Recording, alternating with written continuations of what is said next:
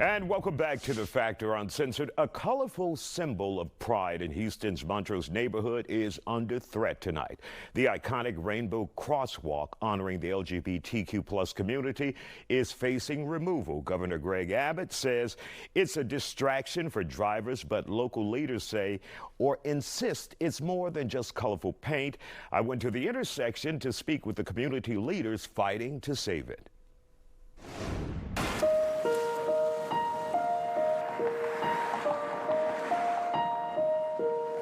So when you guys realize rainbow-colored crosswalks was an issue to our governor, also making national news now saying he wants them up, your thoughts about that? What an easy distraction. Yeah, we're all so tired of this. How is rainbow paint on asphalt a priority of the governor's or really of anyone's at a time when LGBTQ+ people are facing unprecedented attacks across the nation? Really the thing we want to focus on is a crosswalk. This is the thing that is so important, not just to the governor, but to everyone. I think it's a little ridiculous and honestly stupid. But Josh, the dangerous thing is remaining silent through this, right, in your community? My first thought when I heard about this was, is this really the priority of our state leadership? Many people don't know this, but there has been a death on TxDOT roads every day since 2000. And the priority of our state leadership is to remove safety visualizations from our crosswalks. It seems very silly to me. And Chris, what do you think this is all about? What do you think prompted this? Obviously, you know, politics is involved, but do you think there was something in particular that made the governor say, we're going to remove all of these crosswalks where they're rainbow? Well, to everyone's point, I think it's a distraction. I think he and our government in general is trying to distract everyone from being mad about all these other things, right? Like everyone said, it's literally paint on a sidewalk, like in a crosswalk. We have bigger things to worry about right now, and not only that, but it's people trying to erase us, and we are out here just trying to be our most authentic selves and being able to just exist and live. And if that really bothers somebody, that's a problem, you know? And so how do you all fight this? How do you say, no, we're not going to be erased, we're not removing it? How do you get your voices heard?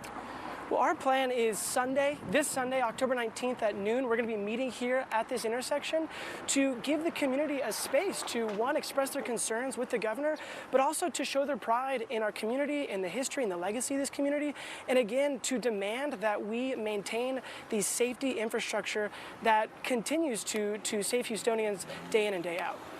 If this is first, are you concerned about what's next? I'm honestly, this is the thing of least concern to me, and I know that I will defer from my co-panelists here. This is the least important thing to me right now, and I want to say this directly to anyone who's concerned about this crosswalk. If this got you upset, pay attention to what's going on in the state of Texas right now. There are scary things happening to the LGBTQ+ community right now, especially the trans community. And if some rainbow paint got you upset, there's a whole lot more you should be upset about. There has been a recent special legislative session where a lot of things were passed. Anything that sticks out to you where you say, you would say, this should be part of our focus as well? Hey, Texas Republicans, do you want me in the men's room? Because that's what you're going to get on December 4th.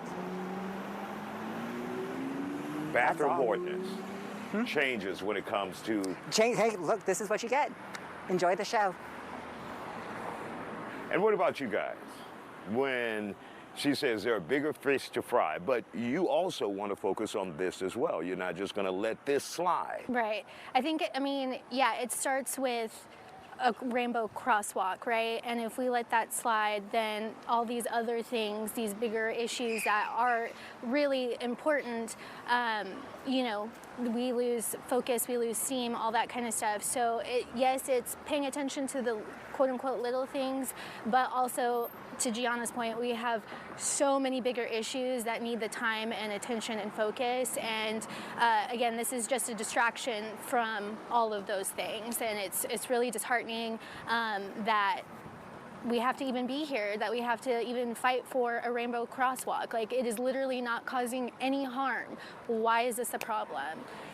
To your point, this isn't just happening here in Montrose. It's happening in Austin, it's happening in Dallas, it's happening in Florida. And so if what they are trying to accomplish here, they're not going to stop here. This is just the first step. And so that's why we need to draw the line now. We need to put our foot down and say that we are here to support our LGBTQ plus community, and we're not going to stand for it. How important will it be to have allies in this fight? Well, I'll say this, our district council member, District C here, Abby Kamen, has done a great job raising her voice and standing up. And now it's time for the rest of City Council to come forward and do the same, especially from our mayor, who has more than 20 years at the state Senate. He tells us every day that he has these relationships in Austin. Well, then prove it. Let's see it now, what these relationships actually mean by protecting our neighborhoods. And for those who want to come out and participate in this effort, once again, give us the details. Yeah, so our peaceful assembly will be this Sunday, October 19th, starting at noon. We'll be here at the crosswalk, again, celebrating in the pride of Montrose, celebrating in community, and again, standing up for safety infrastructure, because at the end of the day, high visibility crosswalks are good for everyone. That is not a question. All right, and we're at Westheimer and Taft, Yes, right? sir, Westheimer and Taft. Thank you guys for joining us here on The Factor. We appreciate your time. Thank you. Thank you so much. Don't go anywhere. We'll continue this conversation after the break. And welcome back to The Factor. The Montrose Pride Crosswalk isn't the only Houston landmark under fire. The George Floyd mural, community funded and unveiled in 2021 in the 3rd Ward, now faces potential removal as well.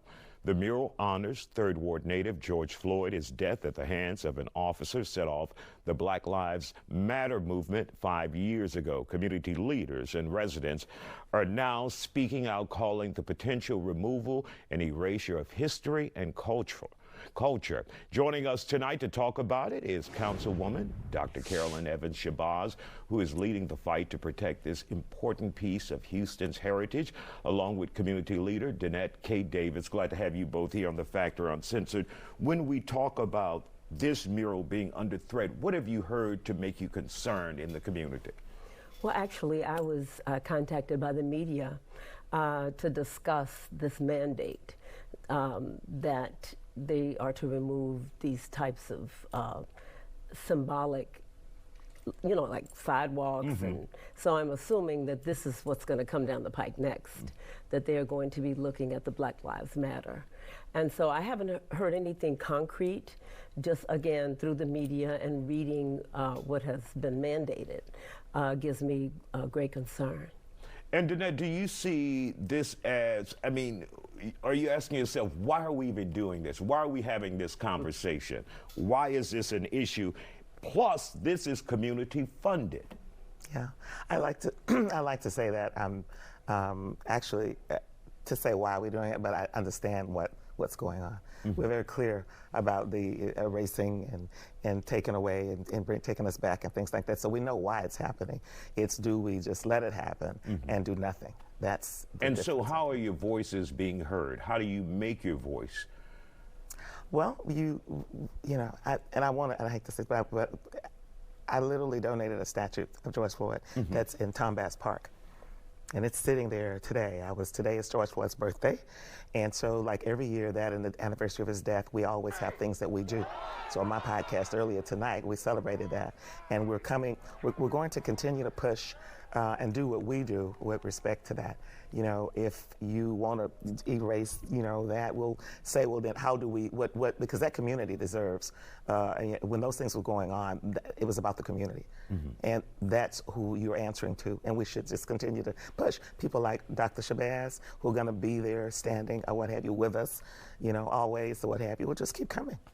And are there any state laws that would call for the removal of a George Floyd mural or of the rainbow crosswalk in Montrose? Are there any laws on the books? Well, what's happening, the city is being threatened by the state that they will not give funding.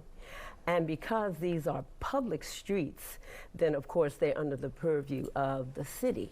But what's good is that there are private memorials to George Floyd. In fact, right there across the street from Jack Yates High School, where the mural is in the street, there is a memorial to George Floyd, and it's owned on land is owned by a private person. So I don't think they can touch that at all. But certainly, you know, they're trying to remove the memory, and I kind of used an analogy of a computer, and I said, well, you know, on a computer you can delete, but it's in the cloud, which means that you will never be able to erase what those symbols mean to people, the love, and in this case, the George Floyd, the healing that took place as, you know, we witnessed such a horrific event. The whole world did.